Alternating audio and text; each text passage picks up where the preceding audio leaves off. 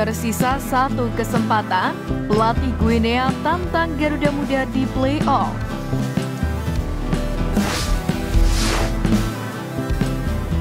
Kekalahan timnas Indonesia U23 atas Irak untuk memperebutkan peringkat ketiga mendapatkan respon dari pelatih Guinea Kaba Diawara, yakni demi mengamankan sisa tiket lewat play-off Olimpiade Paris 2024.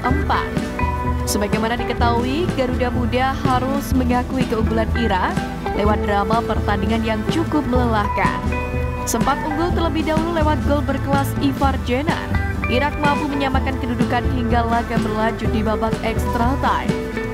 Alhasil Irak pun berhasil unggul lewat sontekan Ali Jalsim sekaligus menjadi penentuan pertandingan.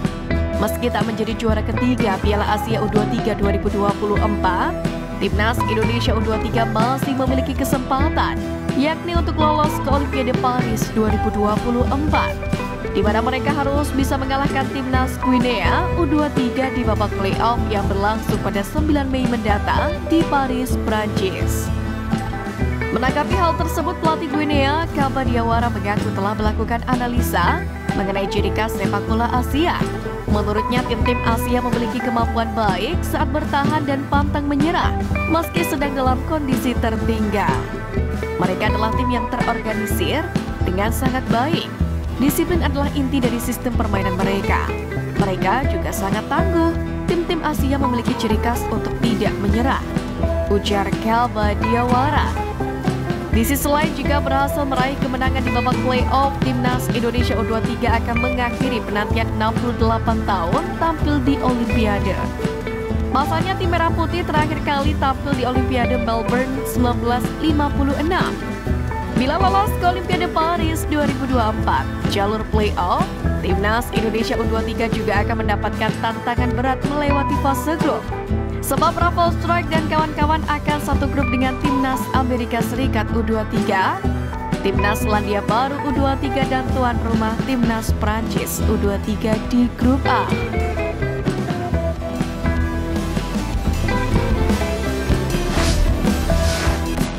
Mulai panik dilampaui timnas Indonesia, pandit Vietnam desak federasi ikuti PSSI.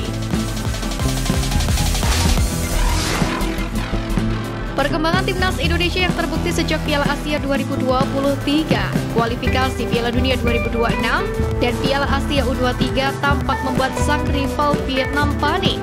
Sebagaimana diketahui, timnas Indonesia dua kali mengungguli Vietnam dalam perburuan tiket putaran ketiga kualifikasi Piala Dunia 2026. Di sisi lain, timnas U23 Indonesia mencapai semifinal Piala Asia U23 2024, sementara Vietnam kandas di perempat final.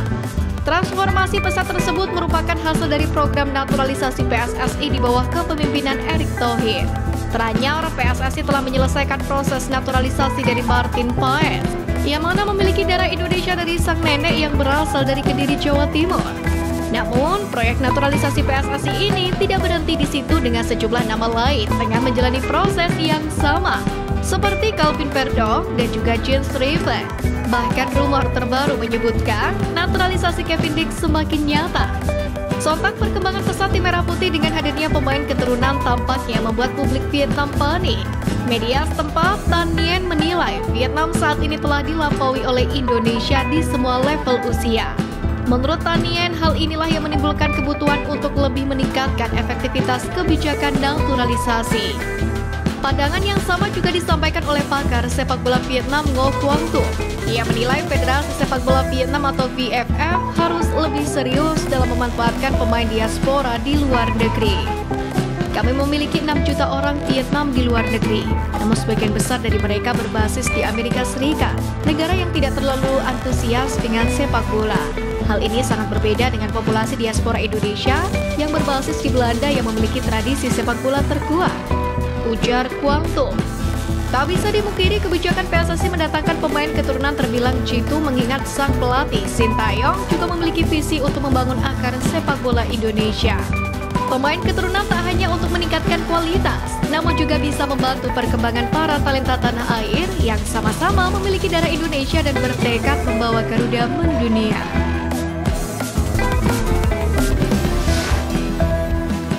Penyebab kekalahan Garuda Muda atas Irak U23.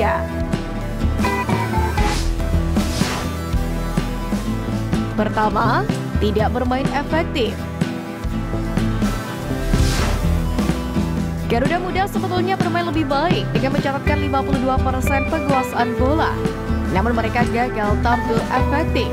Buktinya, skuad asuhan Sintayong hanya mendapatkan 16 percobaan dengan 3 diantaranya mengarah ke gawang. Lini pertahanan Indonesia bermain kurang rapi sepanjang 120 menit. Beberapa kali Irak pun mampu menerobos dengan leluasa. 2 gol pun berhasil dicetak oleh anak asuh Radi Senaizil.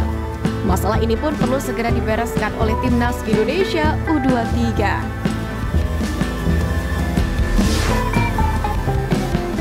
Kedua, faktor kelelahan.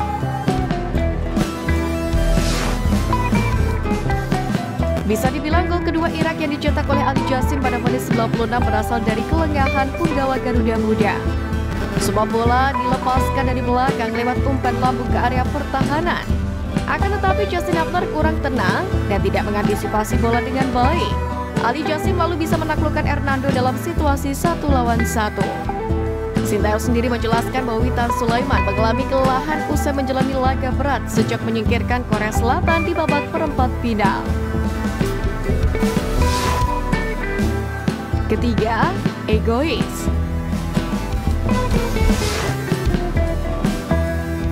Timnas Indonesia U23 sebetulnya mendapatkan beberapa peluang bagus untuk mencetak gol sepanjang 120 menit.